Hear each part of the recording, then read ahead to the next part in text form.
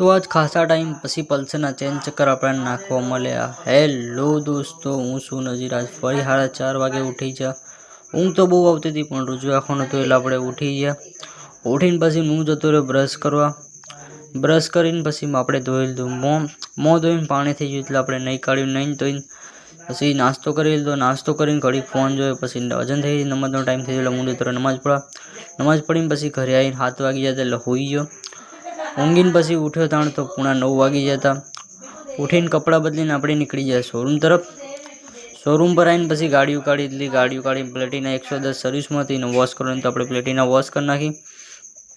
Platina 110 wash કરીને સર્વિસમાં Pulsar 125 હતી ને વોશ કરવાની તો આપણે પલ્સર 125 વોશ કરી નાખી। પલ્સર 125 વોશ કરીને 1 વાગી ગયો તો રિસેસનો ટાઈમ થઈ ગયો તો આપણે આગળ જતા રહ્યા। આગળ જઈને ઘડીક બેઠો ફોનમાં તરફ। પછી રિસેસનો ટાઈમ પૂરો થઈ ગયો। પલ્સર 125 ચેન ચક્કરને એવું નાખવાનું હતું વોશ કરી નાખી। वॉश કરીને આપણે ચેન ચક્કરને એવું નાખવાનું તો ખાસા ટાઈમ પછી પલ્સર 125 ના ચેન ચક્કર નાખવા મળ્યા આપણને।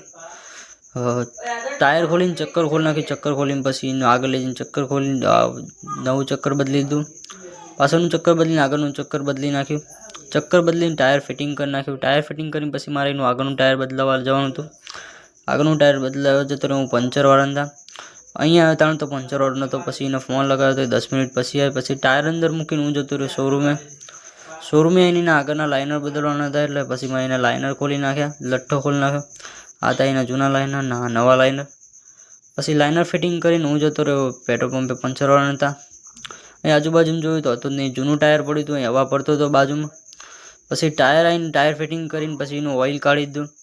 ઓઇલ કાઢીને એર ફિલ્ટર ખોલ્યું તો એર ફિલ્ટર કમ્પ્લીટ હતું એટલે આપણે એર મારીને પાછું ફિટિંગ કરી નાખ્યું। એર ફિલ્ટર ફિટિંગ કરીને ઓઇલ બોલ ટાઈટ કરી નાખ્યો। ઓઇલ બોલ ટાઈટ કરીને અંદર નાખી દીધું 10-30 ઓઇલ। ઓઇલ નાખીને આ ગાડી થઈ ગઈ હતી કમ્પ્લીટ।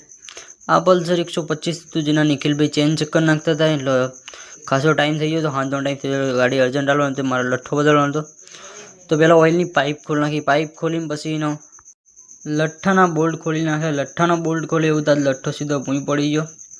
પછી આ તો એનો જૂનો લઠ્ઠો સાઈડમાં મૂકીને નવો લઠ્ઠો લઈ લીધો। આ તો એનો નવો લઠ્ઠો લઈને પછી લઠ્ઠાના બોલ્ટ ફિટિંગ કરી નાખ્યા। લઠ્ઠાના બોલ્ટ ફિટિંગ કરીને પછી એનો ઓઇલની પાઇપ લગાવી દીધી। ઓઇલની પાઇપ લગાવીને પછી એનો હું જતો રહ્યો રોજુ ખોલવા। રોજાનો ટાઈમ થઈ ગયો તો વજુ કરીને પછી રોજુ ખોલી લીધું। રોજુ ખોલીને પછી ઘરે જવાનો ટાઈમ થઈ ગયો એટલે હું નીકળી ગયો આગળ। વિડીયો ગમે તો વિડીયોને લાઇક કરી વિડીયો શેર કરી દેજો। મળીએ નવા બ્લોગમાં।